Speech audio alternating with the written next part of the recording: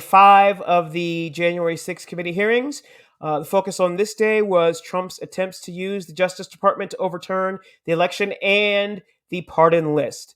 Richard Donahue, former acting Deputy Attorney General, said that, according to him, he testified that Trump said to him, and I quote, "Just say it was corrupt and leave the rest to me and the Republican congressman."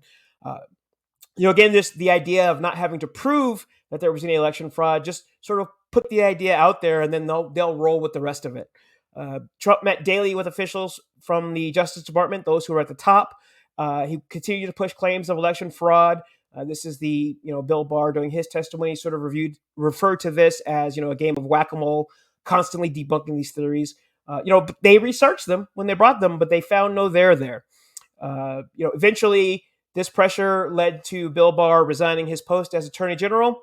Acting Attorney General Jeffrey Rosen then received calls, he says, every day except Christmas and New Year's Eve regarding Trump's false claim, including some as absurd as this Italian satellite story that they were rigged to switch votes.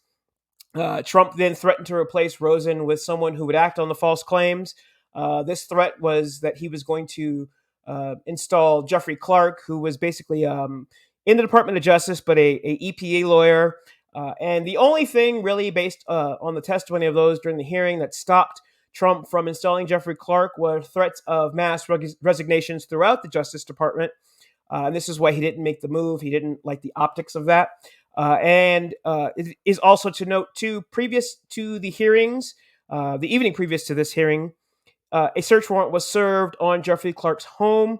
Again, this idea of the search warrant, the idea that a judge was convinced that there was likely evidence of a crime existing in his home and a high-profile individual. It's also believed that, this went all the way to the top, with Attorney General Merrick Garland probably being the one to sign off on the application for the search warrant.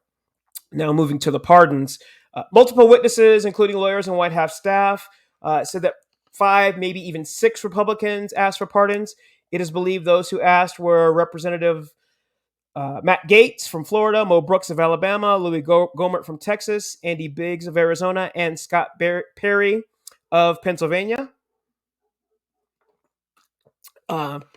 Also, there was some question as to whether Marjorie Taylor Greene from Georgia had asked for one. A White House staffer heard that she had asked for one, but didn't know firsthand. Greene, of course, denies that she had asked for a pardon. All have denied wrongdoing. One of the Republican representatives on the committee, Anna Kinzinger from Illinois, he stated, "The only reason I know to ask for a pardon is if you committed a crime." And this is sort of buttressed up by a 1915 Supreme Court ruling in Burdick versus United States, which states, "A pardon carries an imputation of guilt, acceptance, a confession of it." It's also important to note that if an individual accepts a pardon for a crime, they no longer are able to assert their Fifth Amendment right because they cannot incriminate themselves from a crime that they have committed, but they have been given a pardon for.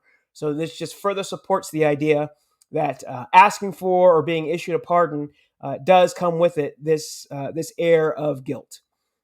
Representative Jamie Raskin also offered requesting the pardon itself is not a crime in the United States, but that if we use he called it Tom Painian common sense, that it would indicate some conscience of guilt or fear that you could be prosecuted for what you did, right?